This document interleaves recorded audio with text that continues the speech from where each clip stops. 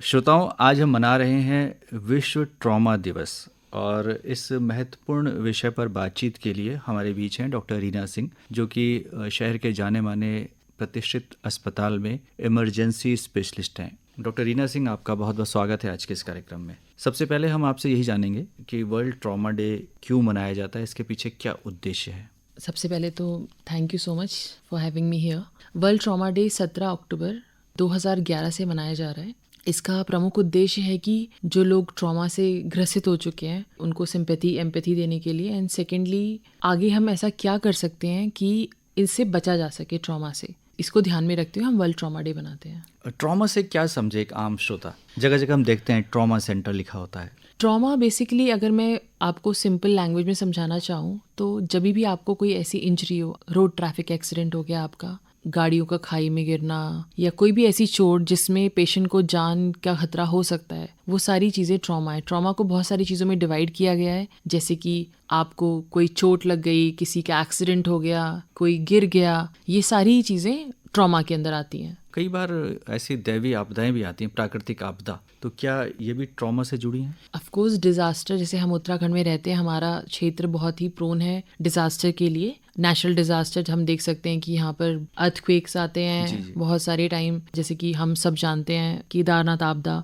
और उसके बाद काफ़ी सारी मतलब मल्टीपल आपदाएं हमारे पास होती हैं। उसमें बेसिकली वो तो एक नेचुरल डिज़ास्टर है, बट वो अल्टीमेटली जो पेशेंट आएंगे हमारे पास वो ट्रॉमा से गिर, उनको ब्लड ट्रॉमा हो गया, पानी में गिर गए, चोट लग गई, कुछ लोगों के ऊपर पत्थर गिर गए, जिसी प्रकार से एक्चुअली पेशेंट को ट्रॉमा ही हुआ है उस चीज़ से। तो ट्रॉमा से हम ये समझ सकते हैं कि शारीरिक नुकसान तो होता ही है, लेकिन इसमें भावनात्मक और मनोवैज्ञानिक क्षति भी होती है। किसी भी चोट से जिस भी व्यक्ति की जान जाएगी, उसके फैमिली मेम्बर्स के लिए, पेशेंट के लिए, अगर बच जाते हैं और ठीक हो जाते हैं, उसके बावजूद भी उसके बाद भी उनको मानसिक क्षति तो होती ही है। और during the process of injury जब पेशेंट हॉस्पिटल में रहता है, उस दौरान भी फैमिली को, उन सबको एक जिस मानसिक दबाव से गुजरना पड़ता है, वो आई थिंक सभी को मालूम है। तो आमतौर पर इसे हम सदमा भी कह सकते हैं। कई बार सदमे भी व्यक्ति चला जाता है, तो क्या ये ट्रॉमा का एक लक्षण है? मेजर कॉज, जब आपका कोई एक्सीडेंट होता है तो major cause of death is a traumatic brain injury, जिसमें ब्रेन को इतनी क्षति होती है कि वो पेशेंट, जिसके लिए पेशेंट को बहुत ज़्यादा उसके सही होने की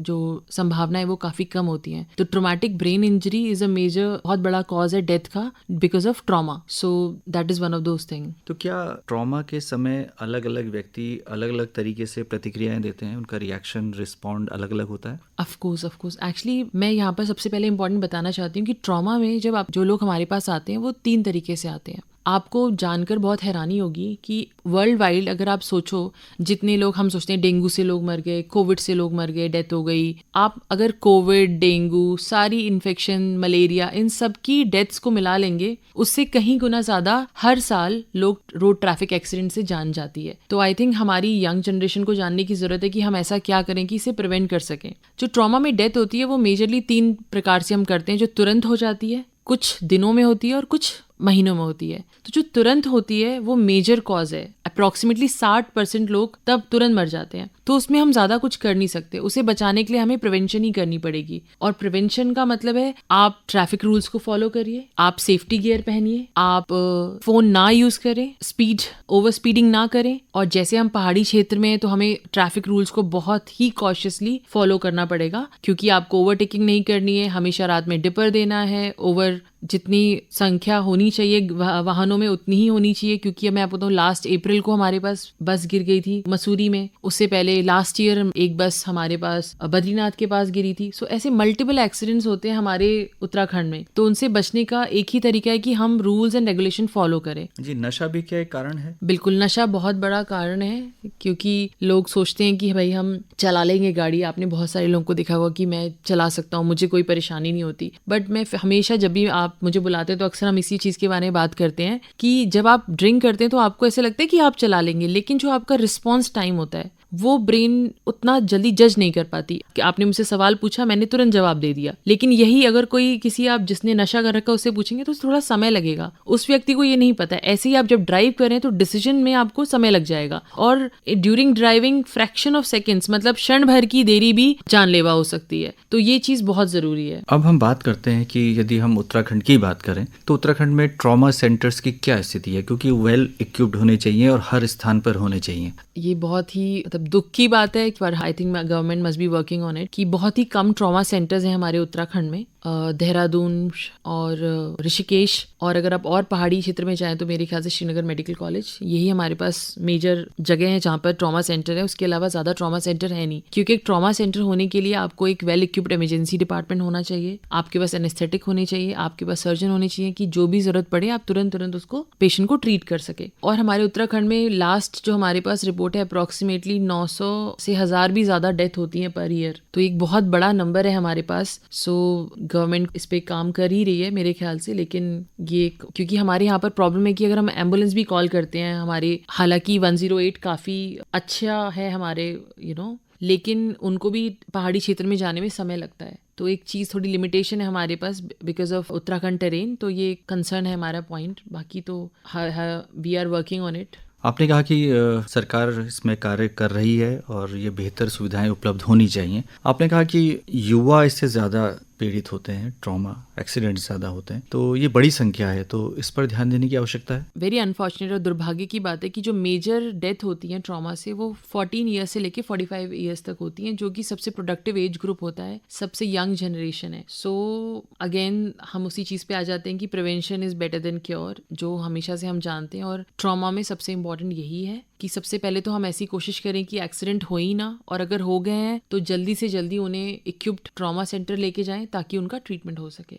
रक्त की आवश्यकता पड़ती है, तो क्या रक्तदान इतनी संख्या में हो रहा है कि अगर तुरंत आवश्यकता पड़े, क्योंकि एक्सीडेंट्स में खून की आवश्यकता तो पड़ती है। अभी हमने डेंगू में भी देखा कितना ज़्यादा रक्तदान की ज़रूरत है, तो मुझे लगता है कि हर व्यक्ति को जो इस एज ग्रुप में है, जो कि किसी मेजर डिजीज़ से नहीं सफ़र कर रहा है, उसको ब्लड डोनेशन ज़रूर करना चाहिए, क्योंकि ये बहुत इंपॉर्टेंट है। आपको पता नहीं है आपके एक बार ब्लड देने से किसकी जान बच जाएगी। सो आई थिंक हम दोनों को मिलके यंग जनरेशन को बोलना चाहिए कि अगर आपको, मुझे लगता है कि रूल बना देना चाहिए कि हर किसी को अपने बर्थडे के दिन ब्लड डोनेट करना चाहिए। This is the best thing जो हम कर सकते हैं। आप अपनी सोसाइटी को दे सकते हैं ये चीज़, और हमें नहीं पता कि क्या पता कल को मैं जा रही हूँ, मेरा एक्सीडेंट होता है, मुझे ब्लड की ज़रूरत पड़ती है, तो आपको नहीं पता किसको ज़रूरत है। तो ब्लड डोनेशन, तो मैं अक्सर पेशेंट मुझे बोलते हैं मैम आप दे नहीं सकते, ब्लड कहीं और से अरेंज नहीं हो जाएगा, तो मैं हमेशा, बहुत ही मेरा पेट डायलॉग है, मैं आपको भी यही बोलना चाहूँगी कि ब्लड कहीं बनता नहीं है, ब्लड किसी को देना ही पड़ेगा। तो इसलिए प्लीज़ आप लोग ब्लड डोनेट करिए ताकि इन केस ऑफ इमरजेंसीज वो यूज़ हो सके पेशेंट्स की जान बचाने के लिए। जी डॉक्टर रीना सिंह, आप इमरजेंसी स्पेशलिस्ट हैं और आपको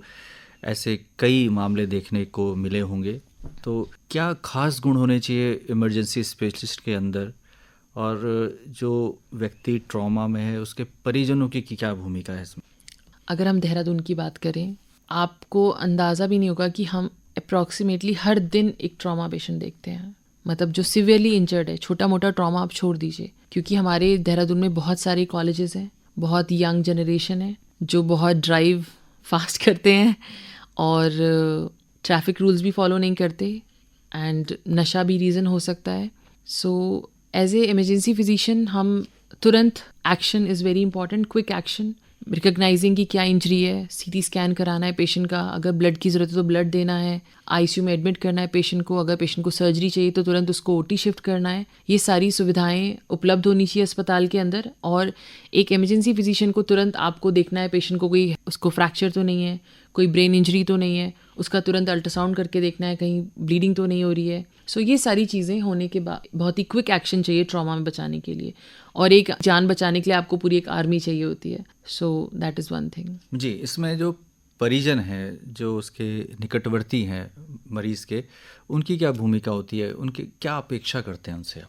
आई नो, जब आपका मरीज़ भर्ती होता है तो आप बहुत परेशान होते हैं, हर व्यक्ति को शंका भी रहती है, और आजकल के दुनिया में जैसा माहौल बना हुआ है, जो अनफॉर्चुनेटली मीडिया का भी उसमें थोड़ा बहुत हाथ है कि लोग सोचते हैं कि डॉक्टर क्या कर रहा है, तो थोड़ा फेथ रखिए जब आप किसी हॉस्पिटल में जा रहे हैं, क्योंकि मुझे लगता है कि जो भी डॉक्टर आपके मरीज़ को देख रहा है वो इसी इंटेंशन से देख रहा है कि वो उसकी जान बचाना चाहता है। आपके जो सवाल है वो पूछिए, लेकिन इतना मत पूछिए कि उससे ट्रीटमेंट हैम्पर हो, क्योंकि जो डॉक्टर आपके पेशेंट को देख रहा है वो इसी इंटेंशन के साथ देख रहा है कि वो उसकी जान बचाना चाहते हैं। और थोड़ा सा धीरज रखिए, सवाल पूछिए, जो पॉसिबिलिटी है, अगर आपको लगता है कि आपका पेशेंट उस अस्पताल में ठीक नहीं है तो आप प्राइमरी ट्रीटमेंट के बाद पेशेंट को शिफ्ट भी करा सकते हैं, लेकिन डॉक्टर की बात समझने की कोशिश करिए, उनको जो सवाल है वो पूछिए, बिकॉज ये बहुत इंपॉर्टेंट है कि आपके क्या क्वेश्चन है, क्या स्टेट है पेशेंट की, वो सारी चीज़ें हैं। लेकिन मुझे लगता है फेथ बहुत ज़रूरी है एंड वो होना चाहिए। जी, ये बहुत ज़रूरी है कि हम युवाओं को इस बात के लिए प्रेरित करें कि वो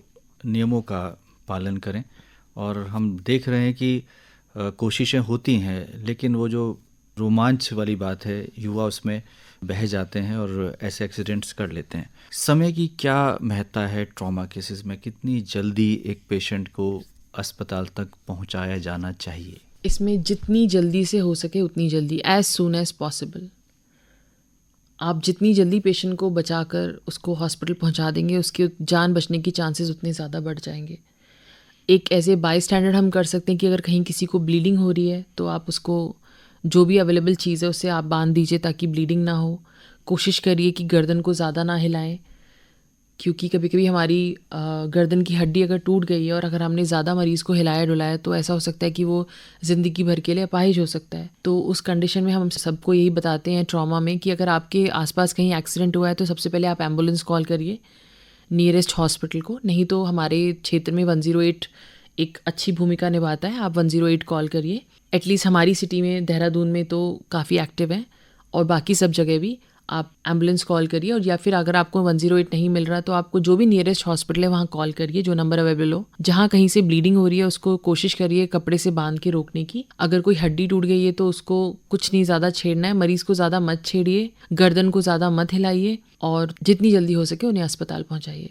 आज हम वर्ल्ड ट्रॉमा डे मना रहे हैं डॉक्टर रीना सिंह, तो अंत में क्या संदेश आप देना चाहती हैं? ज़िंदगी बहुत क्रूशियल है, इम्पॉर्टेंट है और मुझे नहीं लगता कि किसी को ज़िंदगी अपाहिज बन के जीनी चाहिए। और जो यंग जनरेशन है उनको समझना चाहिए कि जो भी आपको बताया जा रहा है कि आप रूल्स एंड रेगुलेशन फॉलो करिए, वो किसी और के लिए नहीं, वो आपके लिए है। अक्सर बहुत अनफॉर्चुनेट बात है, जब भी हम कोई होर्डिंग देखते हैं हम सोचते हैं कि किसी और के लिए, बट वो आपके लिए ही है। प्लीज़ ड्रंक एंड ड्राइविंग मत करिए, रूल्स फॉलो करिए, हेलमेट पहनिए। मोस्ट इंपॉर्टेंटली जब भी दो पहिए गाड़ी में जो लोग आगे बैठते हैं वो हेलमेट लगा लेते हैं, पीछे वाले लोग हेलमेट नहीं लगाते हैं। तो अक्सर देखा गया है कि जो पीछे वाले लोग हैं उनको ज़्यादा इंजरी हो जाती है, तो उसका प्लीज़ ध्यान रखिए। और पुलिस के लिए मत हेलमेट पहनिए, प्लीज़ अपनी सेफ्टी के लिए हेलमेट पहनिए, क्योंकि आपके एक हेलमेट पहनने से आपकी जान बच सकती है। तो डॉक्टर रीना सिंह, आज आप इस कार्यक्रम में आई और बहुत ही महत्वपूर्ण बातें आपने वर्ल्ड ट्रॉमा डे के संबंध में हमारे श्रोताओं के साथ साझा की। आपने बताया कि हम नियमों का पालन करें, तेज़ रफ्तार वाहन ना चलाएं और नशे का प्रयोग ना करें, और जो यातायात के नियम हैं उनका पालन करें। यदि कोई मरीज़ है जिसे ट्रॉमा हुआ है तो तुरंत समय पर उसे अस्पताल पहुंचाने का प्रयास करें। आपका बहुत बहुत आभार, बहुत बहुत धन्यवाद। धन्यवाद।